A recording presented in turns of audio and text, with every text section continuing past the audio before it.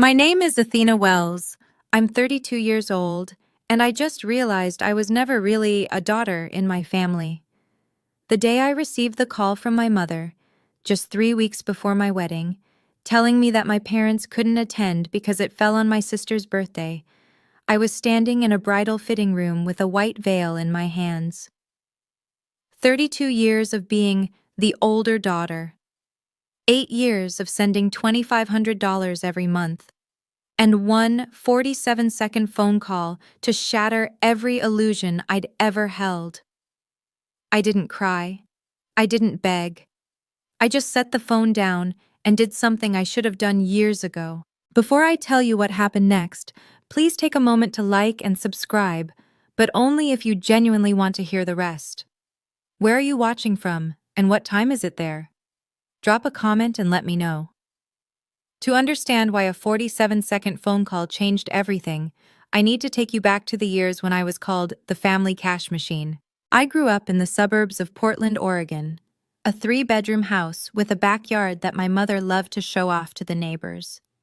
Clarissa got the bedroom with the window overlooking the garden. I got the small room next to the garage where I could hear the water heater groaning every night. From as far back as I can remember, my mother had a particular way of introducing us. "This is Clarissa, my daughter," she'd say, her hand resting proudly on my sister's shoulder. Then, almost as an afterthought, "And this is Athena, Clarissa's older sister." Not her daughter, Clarissa's sister. As if my entire existence was defined by my relationship to the golden child. By 14, I was working part-time at a local bakery to pay for my own school supplies. Clarissa never had to lift a finger. Mom bought her new clothes every season, the latest phone, whatever she wanted. I wore hand-me-downs from cousins and learned to stretch $1 until it screamed. When I turned 16, I saved up for 6 months to buy a used Toyota Corolla, 2005, dented bumper, air conditioning that worked when it felt like it. I was so proud of that car. It represented every early morning shift, every birthday I spent frosting cupcakes for strangers instead of celebrating with friends. 2 years later, when Clarissa graduated high school, Mom and Dad surprised her with a brand new Mazda 3. Cherry red, leather seats, the whole package. "She deserves it," Mom said when she caught me staring. "She worked so hard in school." Clarissa had a 2.8 GPA. I graduated with a 3.7 while working 20 hours a week. I didn't hate Clarissa, I just hated that love in my family seemed to come with a price tag, and I was always the one paying. The real bleeding started when I was 24. I just graduated from community college with a degree in restaurant management. Nothing fancy, but I'd earned it while working full-time as a line cook. I landed a job as a prep cook at a Marriott hotel, and for the first time in my life, I had a steady paycheck and a glimpse of what independence might feel like. Then Mom called. "Athena, it's an emergency." Her voice was tight, the way it always got when she wanted something. "Your father lost his job. We can't make the mortgage this month. We need $3,000. $3,000? I didn't have $3,000. But I had a credit card with a $5,000 limit that I'd been carefully protecting for emergencies. This was an emergency, right? My parents might lose their house. I maxed out my credit card and wired the money that same day. "Thank you, sweetheart," Mom said when she confirmed the transfer. "We knew we could count on you." For the next 3 months, I ate ramen for breakfast, lunch, and dinner. I picked up extra shifts until my feet ached and my hands cracked from washing dishes. I paid down that credit card balance penny by penny. Meanwhile, my parents posted photos on Facebook of their weekend dinners at Red Lobster. Clarissa uploaded selfies from a spa day. Mommy-daughter bonding! I told myself it was a one-time thing. They were in a tough spot. Family helps family. But that was the test, wasn't it? And I passed it too well, so they never stopped giving me new ones. What I didn't know then was that this first emergency was just the opening act of an 8-year performance. And I was the only one paying for tickets. 4 years later, I met Marcus Cole at a company Christmas party. I was 28 by then, working as a sous chef at a boutique restaurant downtown. I'd clawed my way up from prep cook, learned to make sauces that could make grown men weep, and still, I was sending money home every single month. The amount had stabilized at $2,500. Like clockwork, like a bill I couldn't cancel. Marcus was a software engineer. Quiet, thoughtful, the kind of man who actually listened when you talked. He wasn't flashy. He drove a Honda Civic and wore the same navy blazer to every event. But when he looked at me, he saw me. Not what I could give him, just me. 3 months into dating, he noticed something. Athena, why do you transfer so much money to your parents every month? He was helping me set up a budget spreadsheet. His love language was apparently Excel formulas. This is more than most people pay in rent. I froze. No one had ever asked me that before. Because if I don't, I'm a bad daughter, I said. The words came out before I could stop them. Marcus set down his coffee cup. He looked at me with those steady brown eyes. No judgment, just concern. What if we tracked it? He said slowly. Every dollar you've sent them since you started working. Just so you know exactly where you stand. That night, we built a spreadsheet together. Dates, amounts, reasons listed in the notes column, emergency car repair, Clarissa's textbooks, medical bills, mortgage help, again. The numbers climbed higher than I expected, much higher. You're not a bad daughter, Athena, Marcus said softly, his hand covering mine. Love isn't supposed to be a loan you can never pay off. That spreadsheet would become the most important document of my life. I'd wanted to own a bakery since I was 16. It started with my grandmother, my mother's mother, though you wouldn't know it from how differently they treated me. Grandma Ruth lived in a tiny cottage with a kitchen that smelled like cinnamon and butter. She taught me to make her famous cinnamon rolls from scratch, kneading the dough until my arms burned, watching the glaze drip just right. You have a gift, Athena, she'd say, flour dusting her silver hair. These hands were made to create something sweet in a world that's often bitter. She died when I was 19. Left me nothing but her recipes and a locket I still wear every day. But the dream stayed. By 29, I'd started taking custom cake orders on weekends. Wedding cakes, birthday cakes, elaborate creations that took hours to decorate. I squirreled away every dollar I could, dreaming of a small storefront with my name on the door. When I finally told my mother about my plans, she laughed. A bakery? Athena, be realistic. Do you know how many small businesses fail in the first year? She shook her head like I'd suggested opening a casino on the moon. You have a stable job. Why would you throw that away? Clarissa chimed in from the couch, not even looking up from her phone. Are you seriously going to sell cupcakes for a living? That's so quaint. Dad said nothing.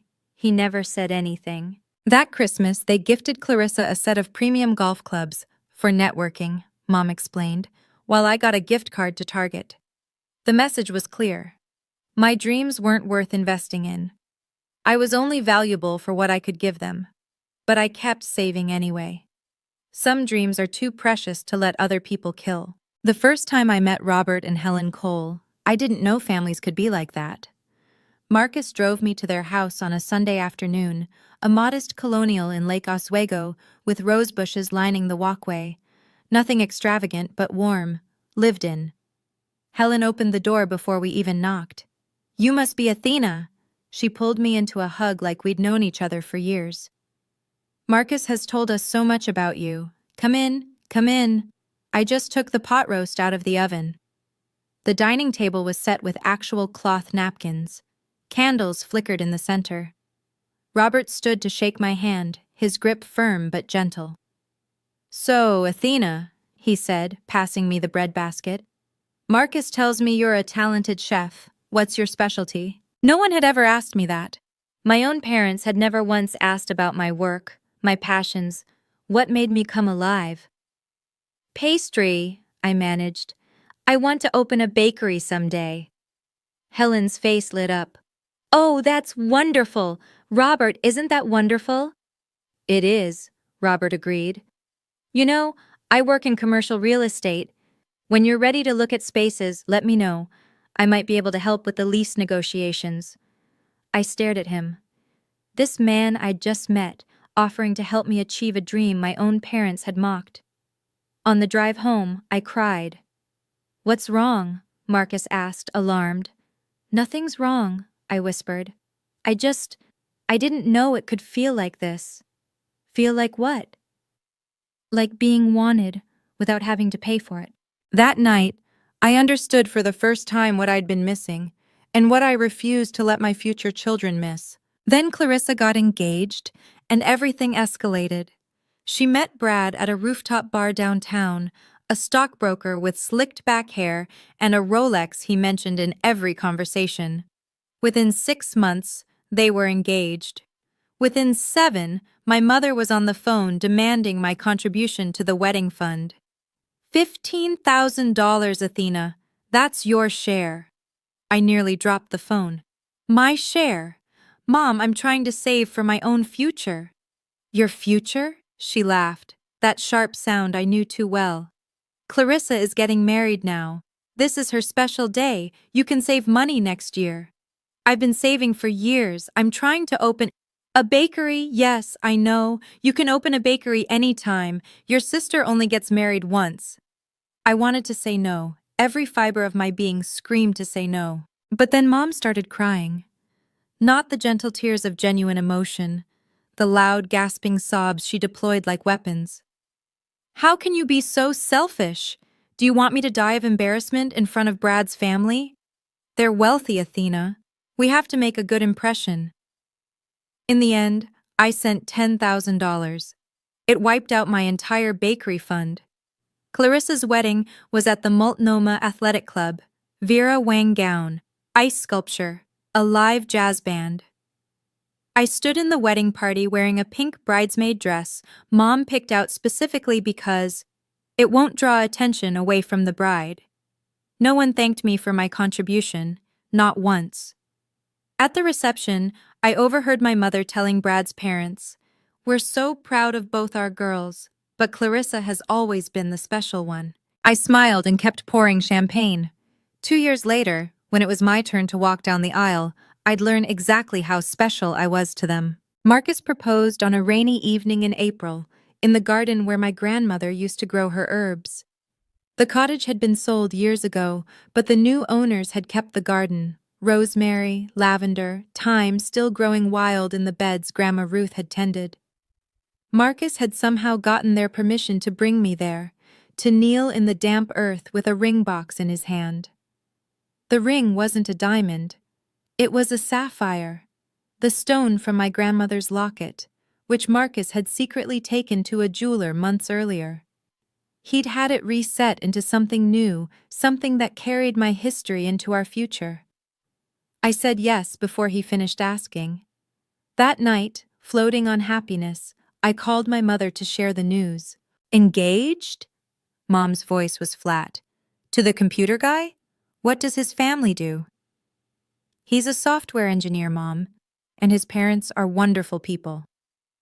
"But are they established? What kind of wedding can they afford?" I felt my joy deflating like a punctured balloon. "I didn't call to discuss finances. I called to tell you I'm getting married." A long pause. Then, "Well, at least he has a stable job. I suppose that's something." No congratulations. No tears of happiness. No, "I'm so happy for you, sweetheart." Later that night, Clarissa texted, "You're getting married before our 2-year anniversary? Kind of tacky TBH." Marcus found me in the kitchen, staring at my phone. "They didn't take it well, did they?" he asked quietly. "They didn't take it at all. They just inventoried it, like I was announcing a business merger instead of the happiest day of my life." He pulled me close.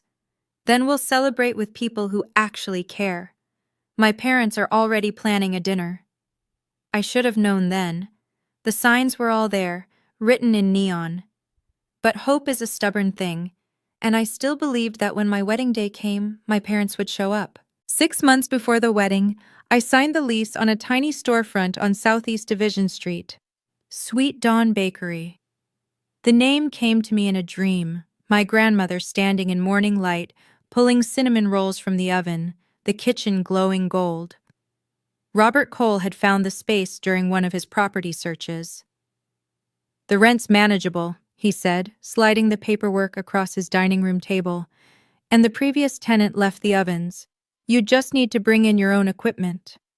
Helen brought me a vintage cake stand from an estate sale.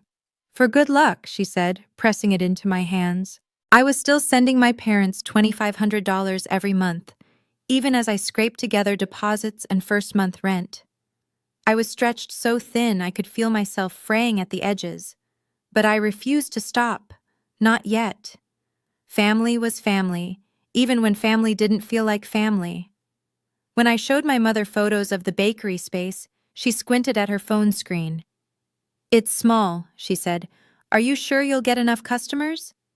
"I have to start somewhere, Mom. I just worry about you wasting money. Clarissa's been talking about opening a nail salon. Maybe you could help her get started instead." I didn't respond. There was nothing to say. A week later, I was at Robert and Helen's house, organizing my business tax documents, when Robert paused over a stack of bank statements I'd brought. 8 years of transfers, $2,500, month after month, plus the larger emergencies. The total was staggering. Robert didn't say a word. He just looked at me with eyes full of something I couldn't name. Sadness, maybe, or recognition. "You've done more than your duty, Athena," he said quietly. "I want you to know that." I didn't realize until later that Robert had seen everything, and that his witnessing would matter more than I could imagine. 2 months before the wedding, I sent out save-the-date cards. I'd designed them myself, simple cream cardstock with pressed lavender from Helen's garden. "June 15th, it read. "Please join us for the wedding of Athena Marie Wells and Marcus James Cole." I hand-delivered my parents' invitation, hoping that seeing me in person might spark something, some flicker of excitement, some acknowledgement that their daughter was getting married. Mom glanced at the card and frowned. "June 15th? Let me check the calendar." She pulled out her phone, scrolled through dates, and sighed. "That's close to Clarissa's birthday, you know. She turns 28 on the 17th.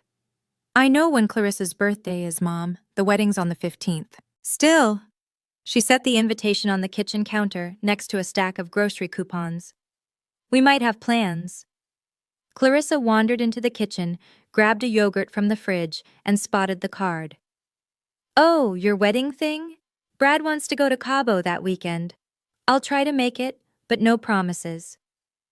Dad sat in the living room the entire time, watching a golf tournament.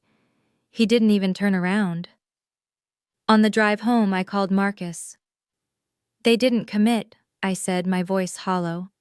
"They said they might have plans." "For your wedding?" "For my wedding." A long silence. Then Marcus said gently, "Athena, maybe it's time to accept that your family isn't capable of being what you need them to be." "They'll come," I insisted. "When the actual day arrives, they'll be there. I know they will." "And if they're not?" I didn't answer. I couldn't imagine it. My own parents choosing not to witness the most important day of my life. It seemed too cruel, too impossible. 6 weeks later, I learned that cruelty was exactly what they were capable of. The call came on a Tuesday afternoon in late May. I was standing in a bridal shop downtown, surrounded by mirrors that showed me from every angle. The dress was ivory silk with delicate beading at the neckline, simple but elegant. The kind of gown I'd dreamed about since I was a little girl watching movies where fathers walked their daughters down the aisle. My phone buzzed. "Mom." "Hi, Mom. I'm actually at my final fitting right now." "Athena, I need to tell you something." Her voice was matter-of-fact, like she was reading from a grocery list. "Your father and I won't be able to make it to the wedding." The fitting room went silent. The consultant who'd been adjusting my hem looked up, concerned. "What do you mean you won't be able to make it?" "June 15th is Clarissa's birthday weekend. Brad is throwing her an early party on the 15th since it works better for their schedules. We can't miss our daughter's birthday celebration." "Mom, her birthday is the 17th, and I'm getting married on the 15th. Sweetheart, your sister only has one birthday a year. You could have picked a different date. I stared at my reflection. A woman in a wedding dress, phone pressed to her ear, world collapsing in slow motion. You're choosing Clarissa's birthday party over my wedding. Don't be dramatic. You know how important these milestones are for her. Brad's colleagues will be there. It's networking. I'm your daughter too, Mom. Of course you are, but Clarissa needs us more right now. You've always been so independent, Athena. You'll be fine. 47 seconds. That's how long the call lasted. I checked afterward. 47 seconds to dismantle 32 years of desperate hoping. I understand, I said quietly. Goodbye, Mom. I hung up. The consultant asked if I was all right. I looked at my reflection one more time, a bride with no family to witness her vows, and something inside me shifted permanently. I didn't cry in the bridal shop. I finished my fitting, paid the balance, and walked out into the sunshine like nothing had happened. Marcus was waiting at home when I arrived. How was the fitting? He asked, then saw my face. Athena, what's wrong? I told him. Every word my mother had said, every careful syllable that had carved another piece out of my heart. Marcus didn't rage or rant, he just crossed the room and held me. What do you want to do? He asked. I don't know. I pulled back, looked at him. Actually, that's not true. I do know. That night, after dinner, I sat at the kitchen table with my phone. The banking app glowed in the darkness. I navigated to the recurring transfers. $2,500, scheduled for the first of every month, payee, Gerald and Diane Wells. 8 years. $247,500. I knew the exact number because Marcus and I had tallied it months ago. More than enough for a down payment on a house, more than enough to build a life, and in return, not even their presence at my wedding. My finger hovered over the cancel button. You don't have to decide tonight, Marcus said softly from the doorway. Yes, I do. I looked at him. If I wait until morning, I'll talk myself out of it. I'll tell myself that maybe they'll change their minds, that maybe I'm overreacting. But I'm not overreacting, am I? No, he said. You're not. I pressed cancel, then confirm. The screen refreshed. The recurring transfer disappeared, replaced by empty space. I didn't send a text explaining my decision. I didn't call to argue or justify. I simply stopped giving and waited to see if anyone would notice me for anything other than my money. They would notice, but not the way I hoped. On June 15th, I married the love of my life in the backyard of Robert and Helen Cole's home. 87 guests gathered under a canopy of string lights and white roses. The weather was perfect, clear skies, gentle breeze, the kind of day that felt designed for beginnings. Marcus's colleagues sat next to my coworkers from the restaurant. Friends from high school mingled with regulars from Sweet Dawn Bakery, which had been open for 3 months by then. From my side of the family, one person. Aunt Susan, my mother's younger sister, the black sheep who'd been frozen out for refusing to lend my parents money years ago. She drove 4 hours to be there. I wouldn't have missed this for the world, she said, hugging me tight. Grandma Ruth would have been so proud of you. Helen helped me into my dress. She didn't try to replace my mother.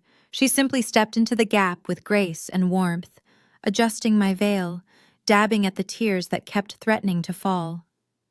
You're not losing anything today, she whispered. You're gaining everything you deserve. Robert walked me down the aisle. He offered the day before, quietly and without pressure. Only if you want me to, he'd said. No obligation.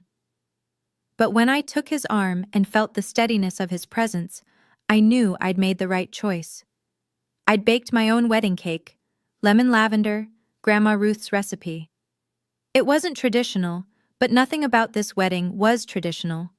It was built from scratch by people who actually wanted to be there. That night, Marcus and I danced under the stars, and I felt something I hadn't felt in years. Peace. The absence of my parents ached, but the presence of my chosen family filled spaces I hadn't known were empty. If you've ever been the only one not in the family photo, you know what I mean. Sometimes the people who show up are more family than blood ever was. If that resonates with you, leave a comment saying, "I understand." And if you're wondering what happened when my parents finally realized the money had stopped, subscribe and stick around, because that storm was just beginning to gather. 2 weeks after my honeymoon, my mother called. I was at the bakery, frosting a 3-tier cake for an anniversary celebration, when her name lit up my screen. I almost didn't answer. But curiosity, or maybe masochism, got the better of me. "Athena, there must be some mistake with your bank." Her voice was clipped, annoyed. "The transfer didn't come through this month." "There's no mistake, Mom." "What do you mean?" "I mean I stopped the transfers. I'm not sending money anymore." Silence. I could picture her standing in her kitchen, phone pressed to her ear, brain struggling to process the impossible. "You stopped? You can't just stop. We depend on that money. Your father and I have bills." "I know you have bills. I've been paying them for 8 years. Exactly. So you understand how important. I understand that you chose Clarissa's birthday party over my wedding. I understand that after $247,000, I couldn't even get you to show up for one afternoon." More silence. Then quietly, dangerously. "So this is revenge? You're punishing us?" "No, Mom. This is me finally taking care of my own family. Marcus and I are building a life together. I'm running a business. I can't keep subsidizing a family that treats me like an ATM with a heartbeat." "How dare you?" "I'm not asking for permission. I'm informing you of a change." "Athena Marie Wells, if you do this, you will regret it. Family is forever. When you need us, we won't be there for you." I almost laughed. When had they ever been there for me? "Goodbye, Mom." I hung up and returned to my frosting. My hands were shaking, but my heart was steady. She'd said I'd regret it. 6 months later, she'd be the one learning about regret. The guilt trip campaign started within 48 hours. First came Dad's call, the first time he'd voluntarily dialed my number in years. "Athena, honey, your mother's been crying for 2 days straight. She can't eat, can't sleep, you're breaking her heart." "She broke mine first, Dad." That's not the same thing. We're your parents. We sacrificed so much to raise you girls." "Did you sacrifice, Dad? Or did I?" He didn't have an answer for that. Then came Clarissa's texts, rapid fire and furious. "Mom told me what you did. How could you be so cruel? They literally raised you, and this is how you repay them? You're being incredibly selfish. Some of us don't make as much money as you." I didn't respond to any of them. The only voice of sanity came from Aunt Susan, who called one evening while I was closing up the bakery. "Your mother phoned me asking for money," she said dryly. "First time she's spoken to me in 5 years. I told her what I told her back then, not my problem." "Did she say anything about me?" "Oh, plenty. According to her, you've become heartless and ungrateful. She also mentioned you abandoned the family in their hour of need." Susan paused. "Athena, do you know what your mother did to your grandmother? Exact same thing. Bled her dry until there was nothing left, then blamed her for not having more to give." The pattern. It had been right in front of me my entire life. That night, lying next to Marcus in bed, I stared at the ceiling and wondered if I was doing the right thing. "Am I being cruel?" I whispered. "No," he said, "you're being free." But freedom, I was learning, came with its own weight. The doubts came in waves, usually at 3 a.m. I'd wake up in the darkness, heart pounding, the same questions cycling through my mind. Am I a bad daughter? Am I as selfish as they say? Will I regret this forever? One night, I slipped out of bed and sat on the kitchen floor, knees pulled to my chest, phone in hand. My finger hovered over my mother's contact. One call, one apology. Everything could go back to normal. But what was normal? Normal was giving until I had nothing left. Normal was being invisible except when they needed something. Normal was a one-way door that only opened when money flowed through. Marcus found me there at dawn. "Come back to bed," he said gently, sitting down beside me on the cold tile. "I keep thinking I should just fix it. Send the money again. Make them happy." Would that make you happy? The question hung in the air. I didn't have to answer. That Sunday, we had dinner at Robert and Helen's. I barely touched my food, pushing pot roast around my plate while conversation flowed around me. After dinner, Helen caught my hand. "You're carrying something heavy, sweetheart. I can see it." "I'm fine, Helen." "You're allowed to not be fine." She squeezed my fingers. "And you're allowed to protect yourself from people who hurt you, even if they share your blood. Loving yourself isn't selfish, it's survival." Robert cleared his throat from the doorway. "I saw your bank statements, Athena, months ago when we were doing the bakery taxes." He met my eyes. $247,000. You gave them everything, and they didn't even come to your wedding. You didn't fail them, they failed you. For the first time in weeks, I felt the knot in my chest loosen.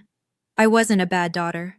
I was a daughter who'd finally stopped paying for love that was never for sale. 8 months passed, and life began to bloom. Sweet Dawn Bakery had found its footing.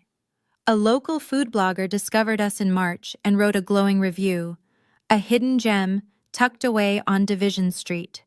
Orders doubled, then tripled. I hired 2 part-time employees, Mia, a culinary school graduate, and Devin, a single dad looking for flexible hours. The bakery was becoming what I'd always dreamed it could be, a place where people came not just for cinnamon rolls and lavender shortbread, but for warmth. Regulars knew each other's names. Birthday cakes were ordered months in advance. We'd started a tradition of giving free cookies to kids who came in after school, and then, in April, I peed on a stick and saw 2 pink lines, pregnant. Marcus and I stood in our tiny bathroom, staring at the test like it might change its mind. Then he lifted me off my feet and spun me around, both of us laughing and crying at the same time. "We're having a baby," he kept saying.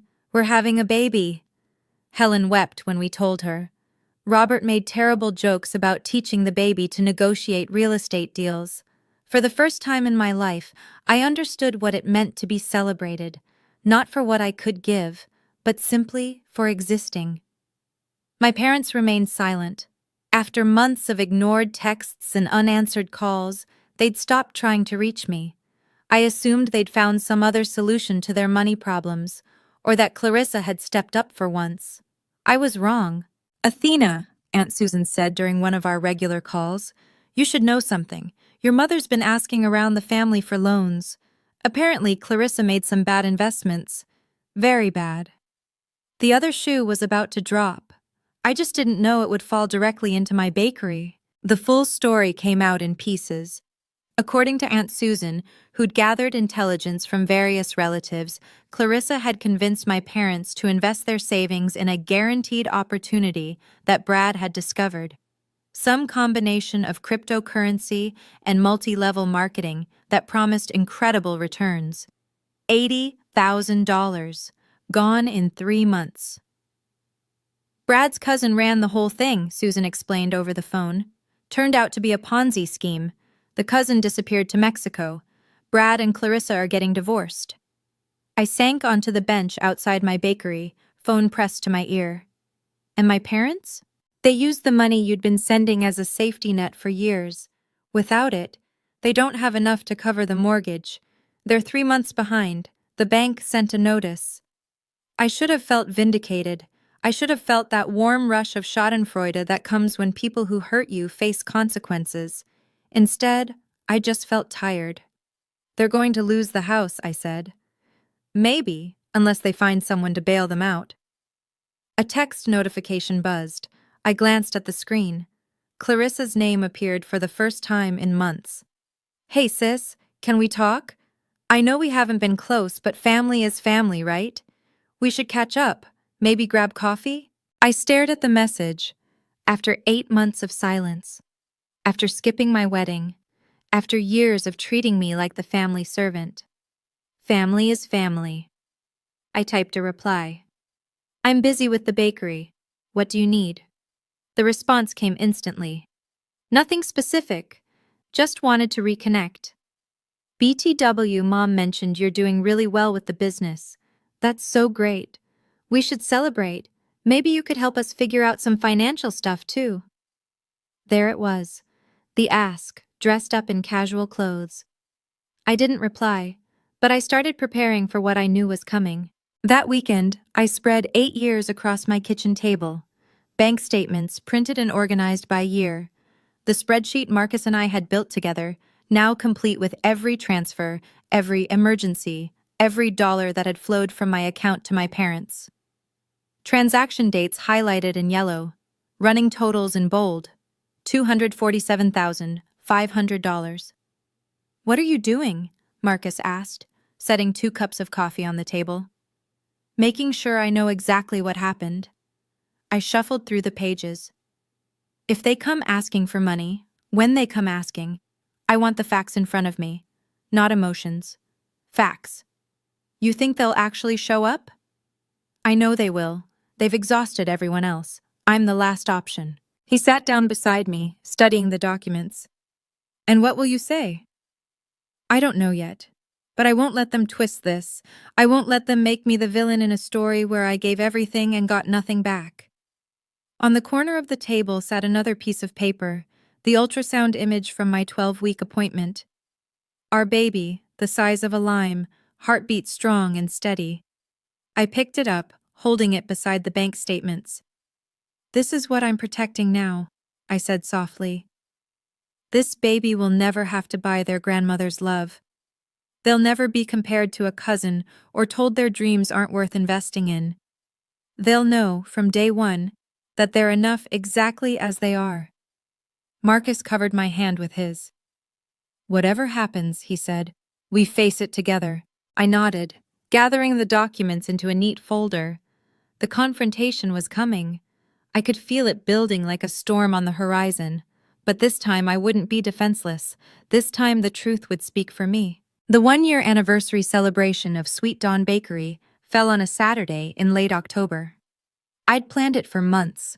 A proper grand opening, the kind I couldn't afford when I first started. We decorated the shop with autumn leaves and golden lights. The display cases overflowed with seasonal treats. Pumpkin spice cinnamon rolls, maple pecan tarts, apple cider donuts. A reporter from the Portland Monthly had confirmed she'd stop by for a feature on local women-owned businesses. By noon, the bakery was buzzing. Regulars filled the cafe tables. Robert and Helen arrived with flowers and champagne. Marcus moved through the crowd, shaking hands, making everyone feel welcome. I was behind the counter, boxing up a custom cake, when the bell above the door chimed. I looked up. My mother walked in first, wearing a dress I'd never seen, probably purchased before their financial troubles. Behind her came my father, hands in his pockets, eyes scanning the room nervously. And behind them both, Clarissa, thinner than I remembered, makeup not quite concealing the dark circles under her eyes. No one was smiling. The chatter in the bakery quieted. Something in the air shifted, that instinctive awareness when conflict enters a space. Mom spotted me behind the counter. She straightened her shoulders and walked directly toward me, weaving between customers like they weren't even there. Athena, her voice carried across the shop. We need to talk. About family. Helen, standing near the pastry case, moved closer to me. Robert set down his champagne flute. Marcus appeared at my elbow. This isn't really the time, Mom. When is the time? You won't answer our calls. You won't reply to messages. She gestured around the bakery. But you have time for all of this. Every eye in the room was on us now. I took a breath. Okay, Mom, let's talk about family. My mother had never learned the art of reading a room. You abandoned us. Her voice rang through the bakery, sharp enough to cut glass. Your own parents, your own family, and you just cut us off, without warning, without any consideration for what we've done for you. I felt Marcus's hand on my back, steady, grounding. Behind Mom, I saw a regular customer, Mrs. Patterson, set down her coffee cup with a concerned frown. Mom, this really isn't... Do you have any idea what we're going through? She continued, undeterred. Your father hasn't slept in weeks. We might lose our home. And you're here, throwing parties and acting like we don't exist. Clarissa stepped forward, playing her supporting role. She's right, Athena. You have this successful business, and you can't even help your own mother? What kind of daughter does that? I noticed the Portland Monthly reporter had taken out her phone. Recording or note-taking, I couldn't tell. What kind of daughter? I repeated quietly. That's a good question, Clarissa. Let me show you what kind. Dad finally spoke, his voice soft and pleading. Athena, sweetheart, let's not make a scene. Just come home, talk to us privately. We can work this out like a family. A family? Something in me snapped, not violently, but cleanly, like a knot finally pulling free. Is that what we are? I reached below the counter where I'd stored the folder this morning. Part of me had known. Part of me had been waiting. You came here to ask for money, I said, setting the folder on the counter. You came in front of all these people, hoping to shame me into writing a check. So let's do this properly, Mom.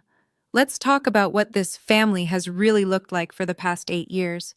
I opened the folder. These are bank statements, I said, spreading the pages across the counter. 8 years of transfers from my account to yours. Would you like to know the total, Mom? $247,500. The number hung in the air like smoke. My mother's face went pale. Clarissa's mouth fell open. My father stared at the documents like they might burst into flames. Every month, I continued, keeping my voice level, I sent you $2,500, sometimes more, when there was an emergency. Clarissa's wedding? $10,000 from my savings. Dad's surgery? $8,000, which I later learned was actually for a golf trip. The burst pipe last year? Clarissa's spa weekend. I pointed to a specific page. This is June 15th, my wedding day. Notice anything special? No transfer from you, no gift, no card. You didn't even show up because you were at Clarissa's birthday party, a party that wasn't even on her actual birthday. Mrs. Patterson gasped. The reporter's phone was definitely recording now. $247,000, and I couldn't buy your presents for one afternoon. I closed the folder. So no, Mom. I'm not abandoning the family. The family abandoned me a long time ago. I just finally noticed. Clarissa sputtered. You're making this about money when it's about love. Is it? Then tell me, Clarissa, when was the last time you called me just to talk? Not to ask for something, just to see how I was doing. Silence. I'll wait. More silence. I placed my hand on my stomach, still flat, but holding everything that mattered. I'm pregnant, I said. And my child will never have to wonder if their grandmother loves them, because they'll have one who does. She's standing right there. I looked at Helen. She was crying. Athena, you can't do this. My mother's voice cracked, not from sadness, I realized, but from the humiliation of being exposed. She glanced at the watching customers, at the reporter, at the undeniable evidence spread across the counter. People are watching. You're embarrassing us. No, Mom. You embarrassed yourself the day you chose a birthday party over your daughter's wedding. I'm just done covering for you. I gathered the bank statements and returned them to the folder. My hands weren't shaking. My voice wasn't trembling. For the first time in my life, I felt completely, utterly solid. Here's what's going to happen, I said. You're going to leave my bakery. You're going to stop calling, stop texting, stop showing up at my business demanding money. And I'm going to continue living my life with my husband, my in-laws, and my baby. Your baby? Mom's eyes dropped to my stomach. You're having a baby and you weren't even going to tell us. Why would I? So you could ask how much it would affect my income. Clarissa's face twisted. This is insane. You're cutting us off completely? Over some old grudge? It's not a grudge, Clarissa. It's a boundary. Dad stepped forward, finally. Athena, please. I know we've made mistakes. Mistakes? I looked at him, really looked. Mistakes are forgetting a birthday. Mistakes are missing a phone call. Choosing not to attend your daughter's wedding is a choice, Dad, and so is what I'm doing now. Helen moved to stand beside me. Robert positioned himself at my other side. Marcus's hand found mine. My family. My real family. This bakery is called Sweet Dawn, I said quietly. Do you know why? Because my grandmother, the one you ignored until she had nothing left, she told me I could create something sweet in a world that's often bitter. That's what I'm doing. Without you.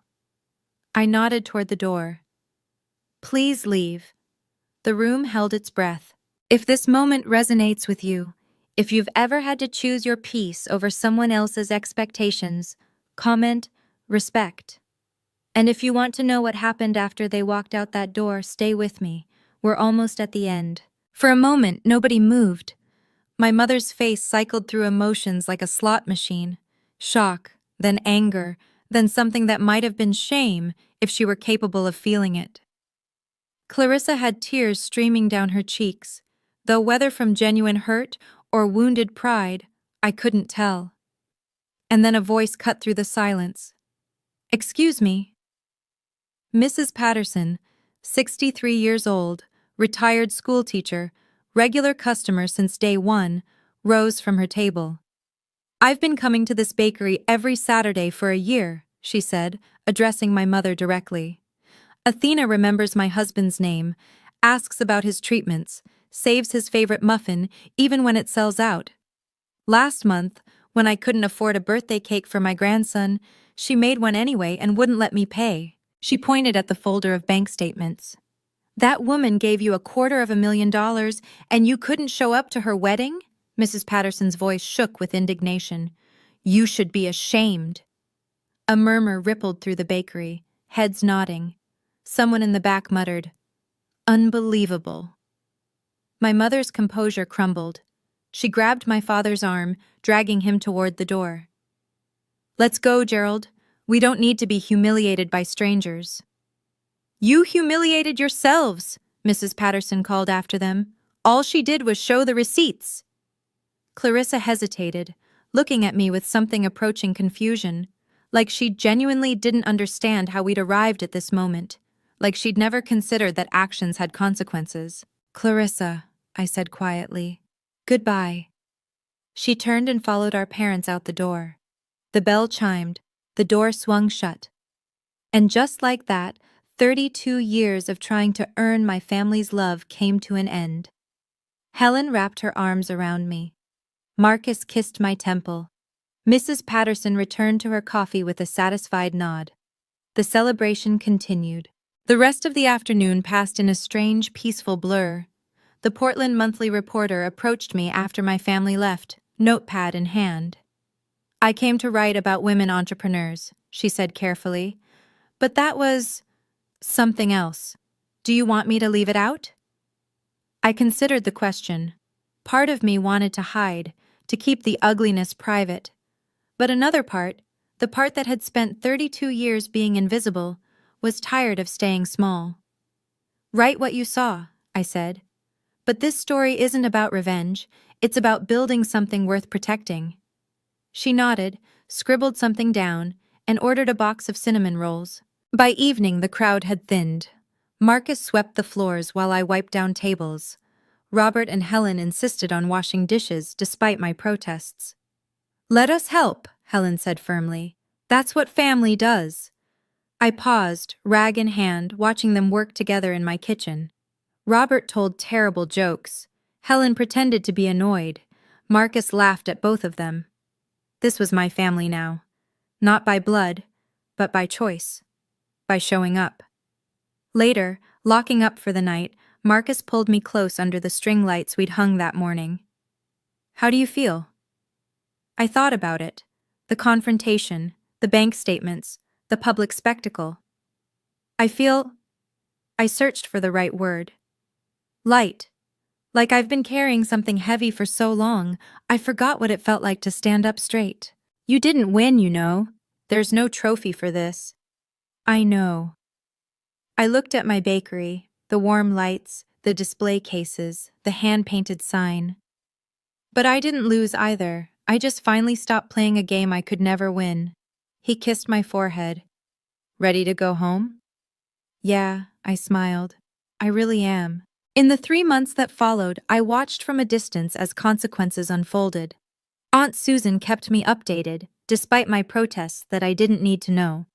Your parents sold the house, she reported in December. Got less than market value because they were desperate. They're renting a 2-bedroom apartment in Gresham now. I felt something when she told me. Not satisfaction exactly, but not grief either. More like the dull recognition of inevitability. What about Clarissa? Brad's gone. Moved to Seattle with some woman he met online.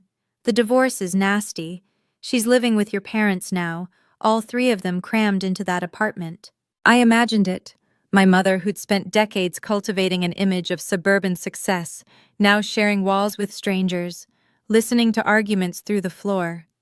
My sister, the golden child, reduced to sleeping in her childhood twin bed again. Your mom tried to email you, by the way. Something about reconciliation. I'd seen the email. 3 pages of carefully worded blame. How I'd misinterpreted their love. How every family has struggles. How holding grudges only hurts yourself. No apology. No acknowledgement of what they'd done. Just reframing the narrative to make me the villain again. I forwarded the email to a lawyer Marcus recommended, not to sue, just to document, in case they ever tried anything more aggressive. What should I tell her? Aunt Susan asked. If she asks about you? I thought about it. Tell her I'm happy. Tell her I'm building a life with people who show up. And if she asks for money? I almost laughed. Tell her the ATM is permanently closed. That Christmas, Marcus and I hosted dinner for 10. The Coles, Aunt Susan, co-workers from the bakery, friends who'd become family. We laughed and ate too much and didn't talk about the people who weren't there. Some absences are losses. Others are just space to breathe. On a warm evening in late May, I stood in the kitchen of Sweet Dawn Bakery, feeding my daughter. Lily Dawn Cole, 7 weeks old, with her father's brown eyes and, I like to imagine, my grandmother's stubborn chin. She'd arrived on a rainy April morning, and from the moment I held her, I understood something I'd been chasing my entire life. This warmth in my arms, this tiny human who needed nothing from me except presence. This was what love felt like. Helen had been there for the birth, holding my hand when Marcus stepped out to update the family. Robert paced the waiting room, practicing grandpa jokes. When Lily finally arrived, both of them cried harder than I did. She's perfect, Helen whispered, touching Lily's cheek with trembling fingers. She's absolutely perfect. I thought about calling my mother. The instinct was still there, buried deep, that little girl who just wanted her mom to care. But then I looked at Helen, at Robert, at the circle of people who'd chosen us, and the urge faded. The bakery had expanded. The Portland Monthly feature had brought an avalanche of new customers, and I'd hired 2 more employees to keep up with demand. We'd started selling online, shipping Grandma Ruth's cinnamon rolls across the country. Everything I'd ever wanted was right here.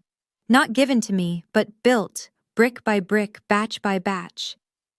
One night, rocking Lily to sleep in our living room, I made her a silent promise. You will never wonder if your mother loves you. You will never feel like a burden. Your worth will never be measured in dollars transferred or favors owed. You will be celebrated for existing, nothing more, nothing less. She yawned, tiny fists uncurling, and drifted off against my chest. Outside, the sun set gold over Portland. A new dawn, indeed. Marcus asked me once, in that quiet hour after Lily fell asleep, if I had any regrets. We were sitting on the back porch, watching fireflies blink in the garden. The question caught me off guard, not because it was unexpected, but because I had to actually think about it. I regret the time, I said finally. 8 years of hoping they'd change. 8 years of sending money like offerings to gods who were never listening. But not the ending? No, not the ending.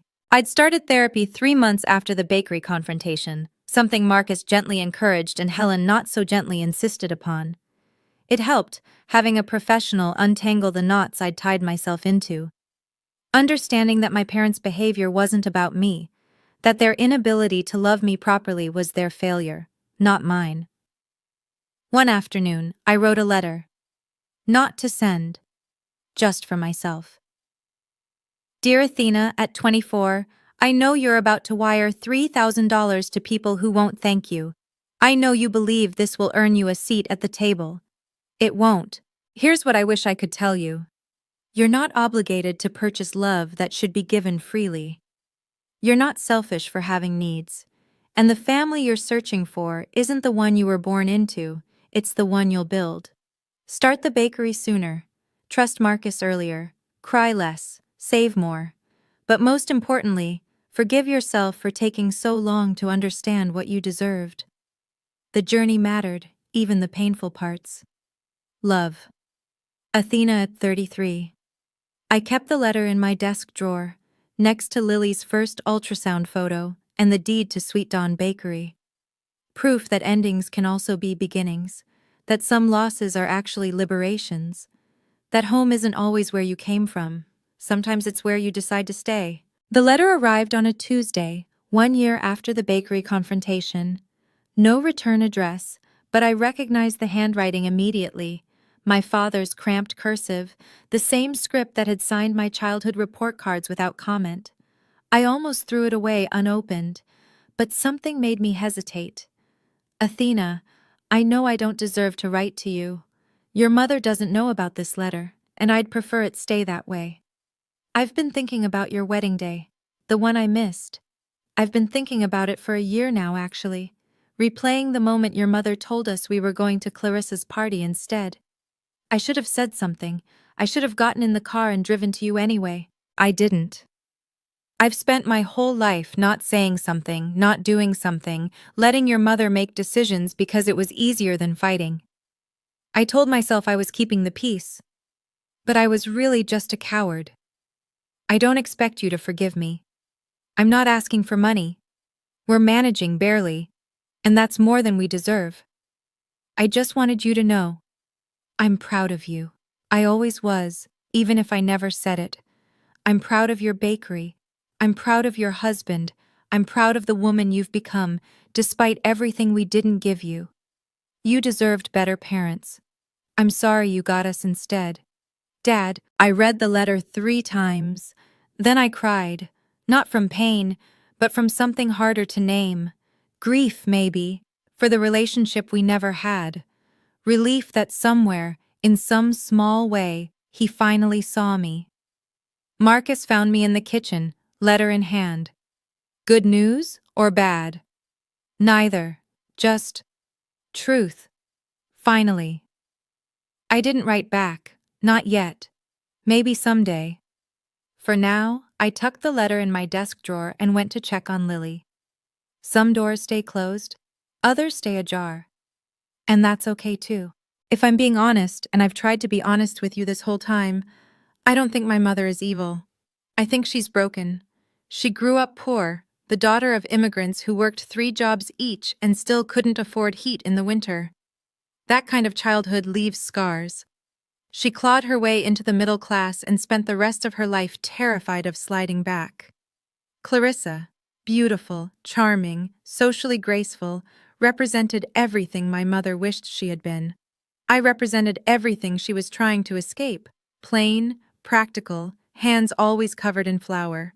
It wasn't about loving Clarissa more, it was about loving herself less, and seeing me as a mirror she didn't want to face. Does that excuse what she did? No. Does it explain it? Maybe. My father chose peace over justice, comfort over courage. He wasn't malicious, just weak. And weakness, in its own way, can wound as deeply as cruelty. I don't tell you this so you'll pity them. I tell you because understanding isn't the same as forgiving, and I think it's important to know the difference. So here's what I've learned. For whatever it's worth, love with conditions isn't love, it's commerce. Setting boundaries isn't cruelty, it's survival. And the family you build can be just as real as the family you're born into, sometimes realer. If you're someone's ATM, if you're always giving and never receiving, if you're standing in a wedding dress wondering why your parents aren't there, hear me. You're not broken, you're not selfish, you're just finally seeing clearly. Thank you for staying with me through this story. If it touched something in you, leave a heart in the comments, or share your own experience if you're ready. Subscribe if you want to hear more stories like this one, and check the description for another video I think you'll appreciate. Remember, dawn comes after darkness, every single time.